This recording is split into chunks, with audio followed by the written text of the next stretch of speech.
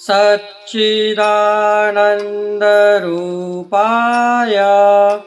विश्वोपत्यादिहेतवे तापत्रयविनाशाय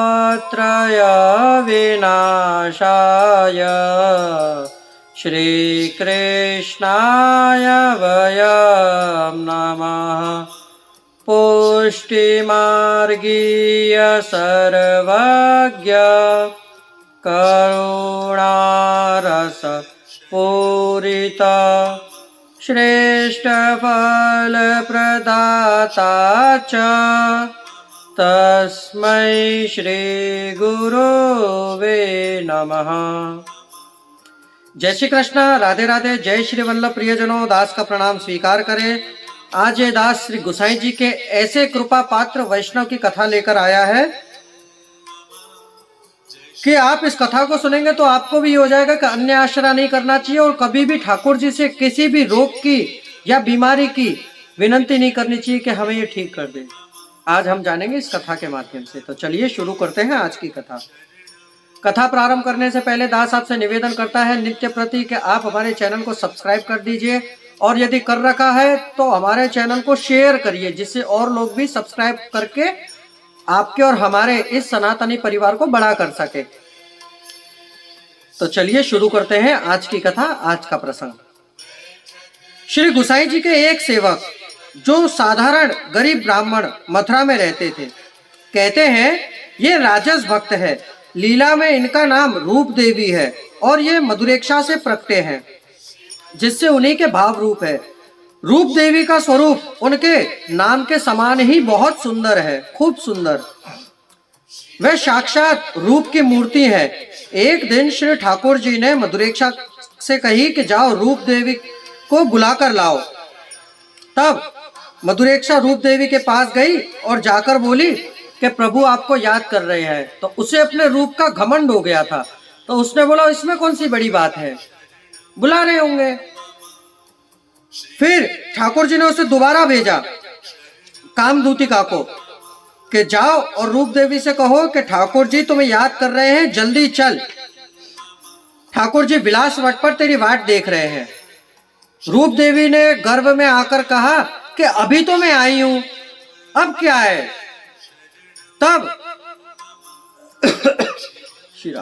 कामदूतिका ने कहा कि तुझे तेरे रूप का घमंड है ना, श्री ठाकुर जी के बुलाने के बाद भी तू नहीं जा रही है, तो याद रख श्री ठाकुर जी के पास तेरे जैसे व्रज भक्त बहुत हैं जो प्रभु से मिलने की इच्छा रखते हैं, इसलिए कभी अपने रूप का घमंड नहीं करना चाहिए। ये कब मिट जाए, ये इस कथा के माध्यम से ही जानेंगे कि रूप का घमंड करने से क्या हुआ। इस बात पर ठाकुर जी रूप देवी से अप्रसन्न हो गए और नाराज हो गए और दूसरे कुंज में जाकर पधारे। तब रूप देवी के इस अपराध की सजा उसे ये मिली कि वह भूतल पर आई और मथुरा में एक ब्राह्मण के वहां उसने जन्म लिया, एक लड़के के रूप में। जब उस लड़का 14 साल का हुआ तब उसके पिता का और माता का दोनों को मृत्यु हुई। तब वह भिक्षा मांगकर अपना गुजर करने लगा। एक समय श्री गुसाई जी के पास वह ब्राह्मण का लड़का आया तो श्री गुसाई जी ने स्वहस्त से उसको महाप्रसाद दिलाया। लड़के ने जैसे ही महाप्रसाद लिया ऐसे ही उसकी बुद्धि फिर गई और श्री गुसाई जी के स्वरूप का भान हो गया कि ये स्वयं साक्षात परिपूर्ण ब्रह्म है। अब उसने श्री गुसाई जी से विनती करी कि प्रभु मुझे आप अपने शरण में लीजिए, कल मैंने आपके हाथ से महाप्रसाद लिया था, आप ही पूर्ण पुरुषोत्तम हो, जिससे अब आप मुझे अपनी शरण लीजिए। श्री गुसाई जी ने इसे देवी जीव जानकर अपनी शरण में लिया और मार्ग के सब रीत और सिद्धांत समझाए। यह ब्राह्मण श्री गुसाई जी से आज्ञा मांगकर श्री नाथ द्वारे आकर रहने लगा और चपटी भिक्षा, चपटी यानी कि चुटकी भिक्षा मांगकर अपना गुजर करता। भगवत इच्छा से इस ब्राह्मण के लड़के को एक दिन शरीर में कोढ़ निकला। क्यों कि ये लीला में इसको रूप का गर्व हुआ था, रूप देवी था तो इसको गर्व हुआ था कि मेरा रूप ऐसा। तब कोढ़ निकला तो इसने श्री गुसाई जी से विनती करी, ठाकुर जी के सामने विनती करी कि प्रभु मेरा कोढ़ मिटा दो, प्रभु ये कर दो, प्रभु मेरे ये हो गई, मतलब रोता रहता।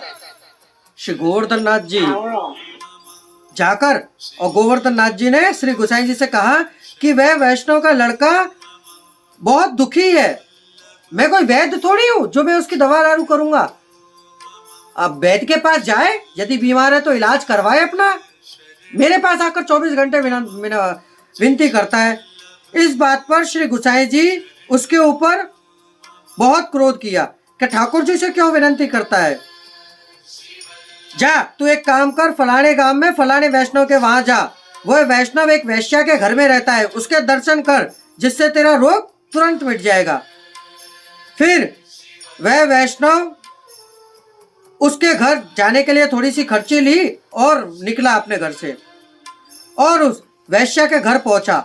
जब उसके घर पहुंचा तो वहां क्या देखता है कि दोनों जने अपने अरस परस एक दूसरे के गले में हाथ डालकर अभक्षाभक्ष वार्तालाप कर रहे हैं। उस वैष्णव ने जैसे ही कृष्ण स्मरण किया तो वह दूसरा वैष्णव जो था वह खड़ा हो गया। उसने पूछा कि तुम कौन हो? तब उसने बताया, सब बात बताई कि ऐसे ऐसे श्री गोसाई जी ने मुझे आज्ञा की है कि मैं आपके पास आऊं।